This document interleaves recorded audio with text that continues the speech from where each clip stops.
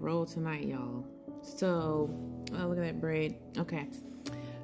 So this time I want to talk about being careful about what you bring into your home, because everything that you bring into your home has an energy attached to it.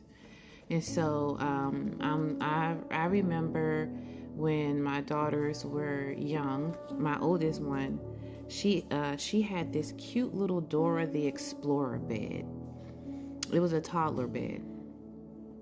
And so we were trying to get her out of our bed because she was seeing spirits, and this was before I began to realize, And so we were trying to get her out of our bed. And so we bought this Dora the Explorer bed, and it was really cute. But we bought it off of, back then on Facebook, they had like this little thing like you can buy used stuff off of other people. You can trade, stuff. And so I was like, oh, that's a really cute Dora bed. So we bought this Dora bed, bought it home. She slept in it for like an hour in her own room. And so we were like, well, maybe if we put the bed at the end of our bed. And so we put the bed at the end of our bed, and she wouldn't touch the bed. She didn't like the bed. She just refused to sleep in the bed. And when we put her in the bed, she would cry. She was afraid. And I'm like, what are you afraid about? It's just a Dora bed, And so then one day, one night, I started, I was walking in and out of the room, and I looked at the bed, and it just kind of looked like something was coming out of the bed. And I was like, what the hell? Like, did Dora just move? Like maybe I'm hallucinating, because even when you have the gift, if you don't operate it, because back then I really wasn't operating in my gift. If you don't operate it in it, you think, oh, I'm just hallucinating. Every time I saw that bed, it just looked like Dora was just kind of coming out. And at one point, God had to tell me, like, yeah, there were some things that happened in the other house that that kid didn't like, and it's on that bed, And so I ended up praying over the bed, like, oh, God, cleanse the bed. Now, my 13-year-old, one thing about her is once she doesn't trust something, like if it's an item or a person, once she doesn't trust that person, she does not go back to it. And so I'm like, look, I cleansed the bed. I prayed over it, and, we anointed the bed and all that other stuff. But by then she was just like, and it had been a while where we were like, sleep in the bed, and she was like, no, so she was really traumatized. She's easily traumatized, but she was traumatized by the bed.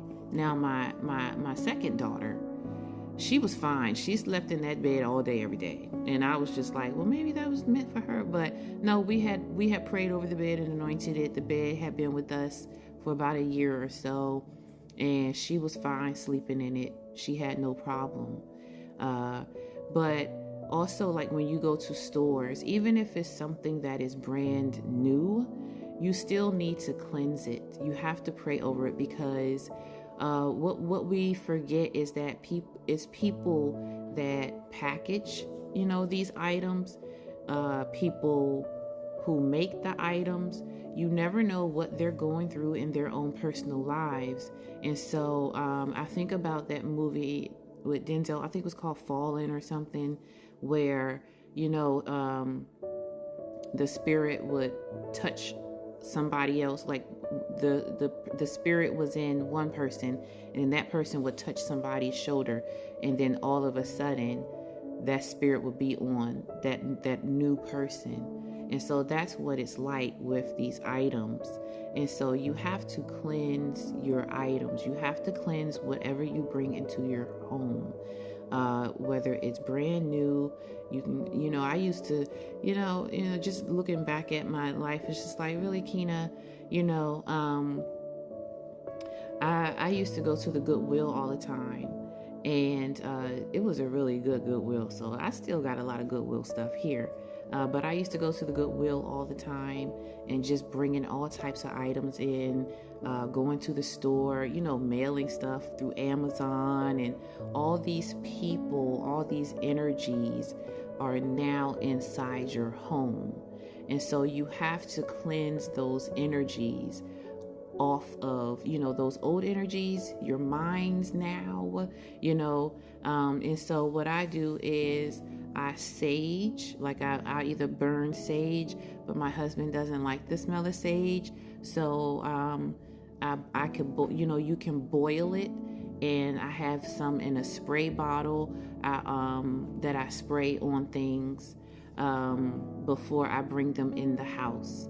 Also, when you go to work, and I used to be a hospice chaplain, so I was just always around a lot of people. I was always around a lot of death. I was always around a lot of sadness.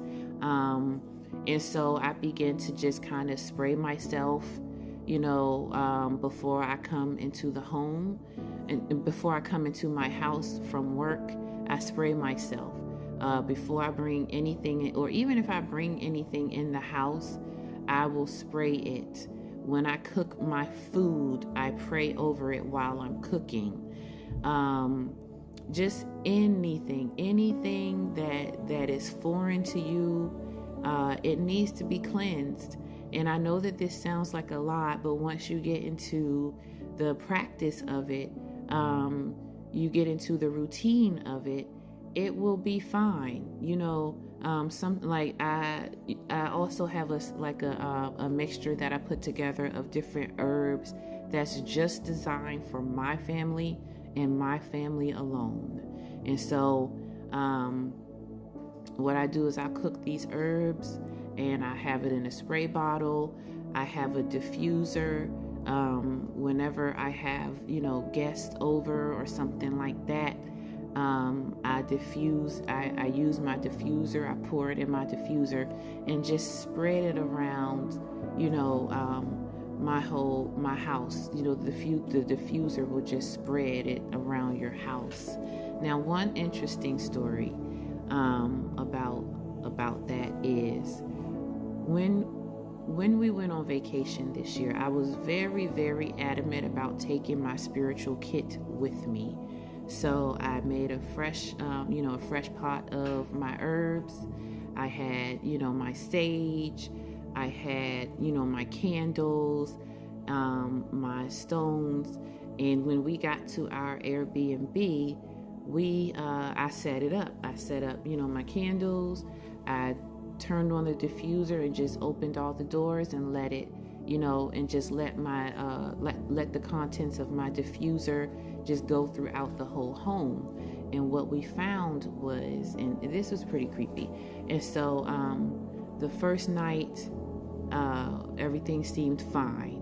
The second night, because we were there for a couple of days, the second night, my son got really sick. Just out of nowhere, he just got really sick.